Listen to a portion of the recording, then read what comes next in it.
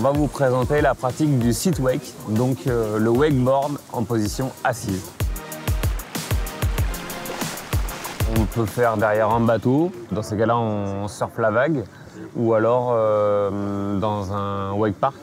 Et dans ces cas-là, on pratique sur les modules.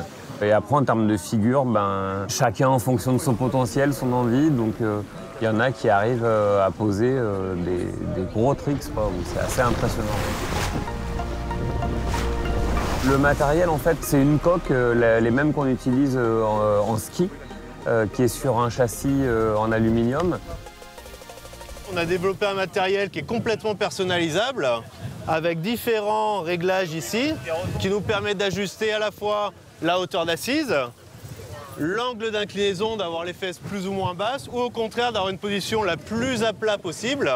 Ça se définit en fonction de la taille de la personne dans un premier temps, et en fonction de sa mobilité, pour lui donner un maximum de confort d'utilisation déjà, et de performance et de pouvoir évoluer. On peut trouver l'aménagement, on y va doucement, avec des progressions, des planches un petit peu différentes. Certains vont être sur un châssis, d'autres vont découvrir par le biais du kneeboard, donc à genoux. Et puis petit à petit, il y a des progressions qui se font. L'intérêt aussi pour nous, c'est de faire comprendre aussi que quel que soit le niveau, ou ne serait-ce que la forme de handicap, il faut venir essayer parce qu'il y en a pour tout le monde. Ouais.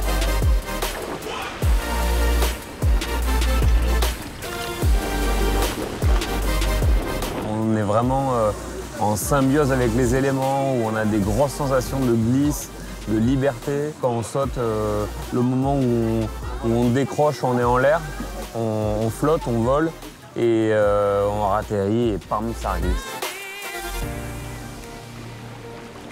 Je pense que du moment où on n'a pas d'appréhension de l'eau, la progression est assez rapide. Quel que soit le handicap, si l'envie est là, c'est d'y aller, de ne pas se bloquer, de ne pas se dire non, c'est réservé aux autres. Si l'envie est là, c'est d'essayer.